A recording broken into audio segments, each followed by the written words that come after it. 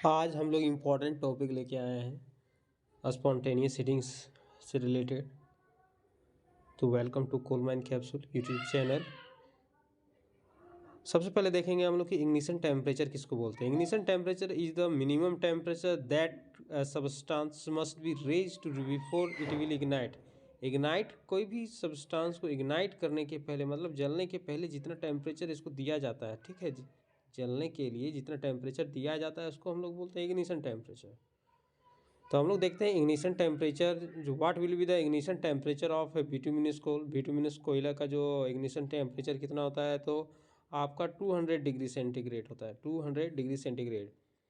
Second question है what will be the ignition temperature of anthracite कोयला। Anthracite कोयला का जो है इग्निशन टेम्परेचर कितना होता है, तो आपका है 400 डिग्री सेंटीग्रेड। कितना है? 400 डिग्री सेंटीग्रेड।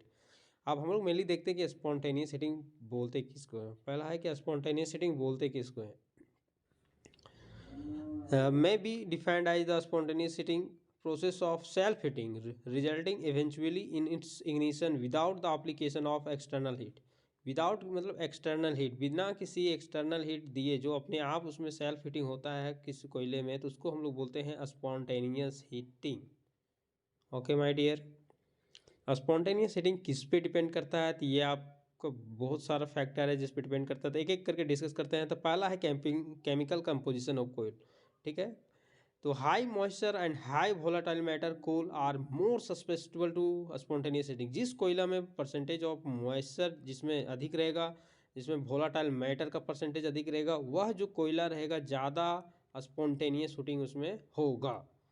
दूसरा देखते हैं rank of coal. The high rank of coal with high carbon content is less liable to spontaneous heating. हम देखते हैं जो मेरा सीरियल वाइज है, पहला है पीट है, दूसरा लिग्नाइट है,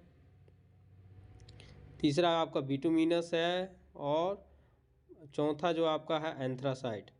तो हाई क्वालिटी कोल आने की जिसमें कार्बन कंटेंट ज़्यादा रहेगा, तो अधिक किसमें है, तो एंथ्रासाइट। ये लेस लिएबल टू स्पॉन्टेनियस, इसमें स्पॉन्टेनियस हीटिंग आपका कम होगा। जो सबसे खराब कोयला मेरा पीट कोयला है, इसमें स्पॉन्टेनियस हीटिंग सबसे ज़्यादा होगा। तीसरा पॉइंट आपका आता है बैंडेड कंस्टिट्यूएंट ऑफ कोल। तो इसमें देखेंगे the bright bands of coal like vitrain and clarain. 4 तरह का बैंड पाया जाता है, ड्यूरेन, फुसेन, विट्रेन, क्लेरेन। तो जो ब्राइट लेयर्स है विट्रेन और clarain are more liable to spontaneous heating. जो विट्रेन और क्लेरेन है इसमें ज़्यादा स्पॉन्टेनियस हीटिंग होगा एज कम्पेयर टू जो आपका ड्यूरेन और फुसेन है उसके कंपेरिजन में।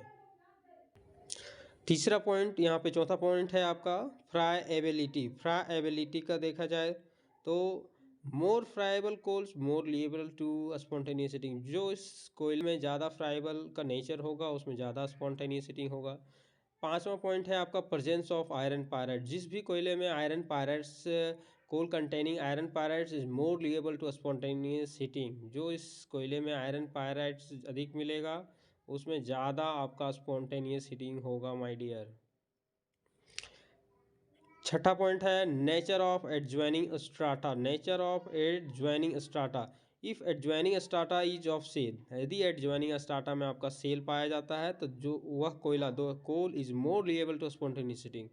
तो उस कोयले में ज़्यादा स्पॉन्टेनियस हीटिंग होगा यदि सेल पाया जाता है तो एडज्वाइनिंग स्ट्राटा में।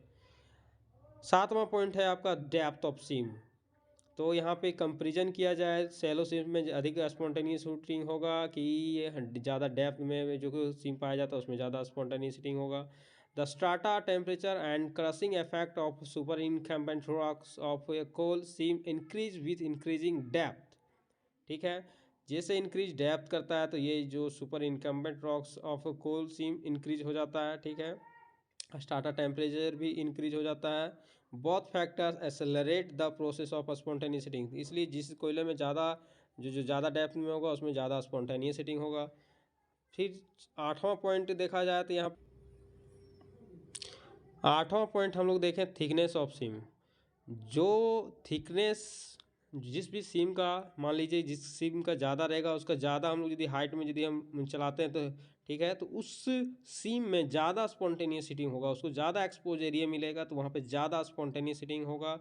और ज़्यादा हाइट रहेगा तो उसका वेंटिलेशन के थ्रू सारा टेम्परेचर हटा नहीं पाएगा, तो वहाँ पे हम लोग का ज़्यादा यहाँ पे स्पॉन्टेनियस हीटिंग होगा। तो थिकनेस ऑफ सीम जितना ज़्यादा रहेगा उतना ज़्यादा डायरेक्टली प्रोपोर्शनल है आपका स्पॉन्टेनियस हीटिंग से।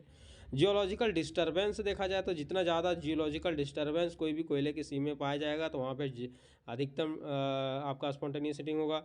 फिर आपका क्रॉसिंग पॉइंट टेम्परेचर, ये इन्वर्सनली प्रोपोर्शनल है। जिस भी कोयले का क्रॉसिंग पॉइंट टेम्परेचर जितना कम होगा उतना उसका स्पॉन्टेनियस हीटिंग ज़्यादा होगा माय डियर। तो higher the crossing point temperature of coal lower the susceptibility to spontaneous heating. मतलब 120 डिग्री सेंटीग्रेड 120 डिग्री सेंटीग्रेड यदि कोयला का क्रॉसिंग पॉइंट टेम्परेचर है as compare to 140 degree centigrade crossing point temperature, तो 120 degree centigrade जो crossing point temperature जिस कोयले में होगा उसमें अधिक जल्दी स्पॉन्टेनियस हीटिंग होगा माय डियर। आप लोग को पता होगा इंक्यूबेशन पीरियड किसे कहते हैं। इंक्यूबेशन पीरियड होता है is the period which elapse between the time of coal is first subjected to spontaneous heating. ठीक है, फर्स्ट सब्जेक्टेड टू, जब वो पहली बार स्पॉन्टेनियस हीटिंग के फेवरेबल कंडीशन में आता है, फेवरेबल कंडीशन उसको मिलता है, और जब उसमें स्पॉन्टेनियस हीटिंग का लक्षण मिलना आरंभ हो जाता है, इन दोनों के टाइम पीरियड को ही हम लोग बोलते हैं स्पॉन्टेनियस हीटिंग। ये जनरली किसी भी डिप्लेरिंग एरिया में जो रूप का पहला फॉल होता है, रूप का पहला फॉल, उसी से इस टाइम को हम लोग कंसीडर करते हैं। That's all, thanks to all.